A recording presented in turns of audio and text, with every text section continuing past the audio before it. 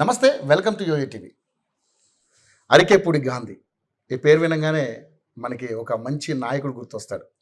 TDP party ఆవిర్భావం నుంచి ఆ పార్టీలో క్రియాశీలకంగా పనిచేస్తూ 2009లో శేర్లింగంపల్లి నుంచి సీట్ ఆశించినప్పటికీ కూడా అప్పుడు దక్కలేదు. అయినా కూడా పార్టీని అంటి పెట్టుకుని విశేష సేవలు అందించినటువంటి వైనం మనం చూసాం. ఇక 2014 రాష్ట్ర విభజన తర్వాత అదే పార్టీ నుంచి పోటీ చేసి సమీప అభ్యర్థి మీద దాదాపుగా 72,000 మెజార్టీతోటి ఆయన పైచేయి సాధించారు. తర్వాత రాష్ట్ర విభజన తర్వాత కొన్ని అనేక కారణాల వల్ల పార్టీ మార్పు కూడా బీఆర్ఎస్ పార్టీ వైపు కూడా తను అడుగులేయడం జరిగింది.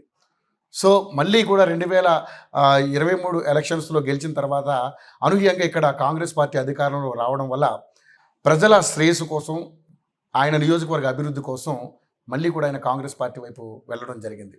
గత ప్రభుత్వంలో ప్రభుత్వ విప్పుగా కూడా పనిచేసినటువంటి వైనం మనం చూసాం. సో అరికెప్పుడు గాంధీ గారు కూడా మనతో పాటు ఉన్నారు. మరి ఆ నియోజకవర్గ అభివృద్ధి, రాష్ట్ర రాజకీయాలపై ఆయనకున్నటువంటి అవగాహన మీద ఆయన్ని అడిగి తెలుసుకునే ప్రయత్నం చేద్దాం. సార్ నమస్కారం గాంధీ గారు. చాలా రోజుల తర్వాత ఈరోజు మాకు టైం ఇచ్చారు.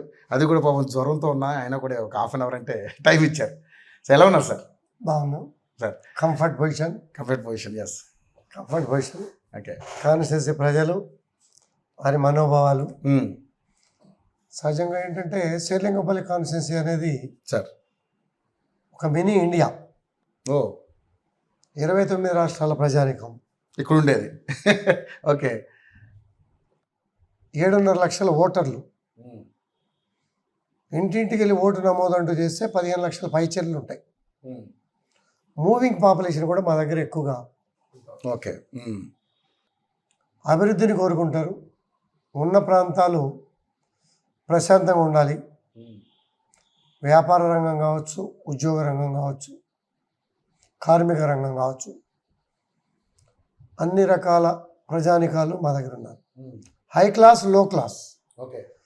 మంచి గ్రేటెడ్ కమ్యూనిటీలు ఎన్ని ఉన్నాయో దానికి పోటీగా పేద మధ్యతరగతి కుటుంబాలు ఉన్నటువంటి ప్రాంతాలు కూడా అన్నీ ఉన్నాయి. నేను వచ్చిన 10 సంవత్సరాల్లో అందుబాటులో ఉన్న అభివృద్ధి చేశా. అనుకోని ఇబ్బందులు వచ్చినా కూడా 3 సార్లు నన్ను గెలిపించారంటే ఎటువంటి కోణంలోనూ ఎటు చూపు చూడకుండా వాళ్ళ మనోభావాలకు అనుగుణంగా అభివృద్ధి ధ్యేయంగా నడవటం అనేది నా బాధ్యత అని అనుకొని పార్టీ మారే. రేవంత్ రెడ్డి గారు కానీ మేము కానీ ఒక చెట్టు కొమ్మలమే. అవును. గతంలో ఒకనాడు కలిసి పనిచేసాం. ముఖ్యమంత్రి గారు స్వయంగా 10 ఏళ్ళు చక్కగా పనిచేసుకున్నాం. నాకు గొప్ప అవకాశం వచ్చింది.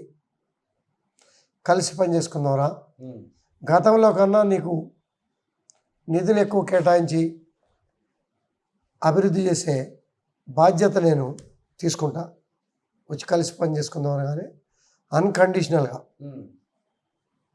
ఎటువంటి షరతులు లేకుండా పార్టీలో జాయిన్ అవ్వటం కూడా జరిగింది. ఆ రోజు బీఆర్ఎస్ పార్టీలో కూడా అదే రకంగా, ఇవాళ కాంగ్రెస్ పార్టీలో కూడా అదే రకంగా. అందుకనే కాన్స్టిట్యున్సీ అంతా తిరగటం. ఇంకా రాత్రి ఉదాహరణకి పెద్ద వాన, అర్ధరాత్రి వరకు కూడా తిరిగాం. 10 సంవత్సరాలు కూడా అలాగే తిరిగాం. 80% కంట్రోల్ చేసాం. వానలు ఎంత పెద్ద వానలు వచ్చినా, వరదలు వచ్చినా ఇవాళ 80% వచ్చే పరిస్థితి ఎక్కడ కూడా లేదు. ఇంకా 20% ఉన్నాయి చేయాల్సినవి. వాటిని మొన్న ముఖ్యమంత్రి గారితో కూడా మాట్లాడటం జరిగింది. వీటన్నీ కూడా కంప్లీట్ చేసి రాష్ట్రానికి ఇది ఒక మంచి కాన్స్టిట్యున్సీగా తీర్చిదిద్ది మా బాధ్యతను నెరవేర్చుకోవాల్సిన బాధ్యత మా మీద ఉంది. ఖచ్చితంగా చేస్తాం.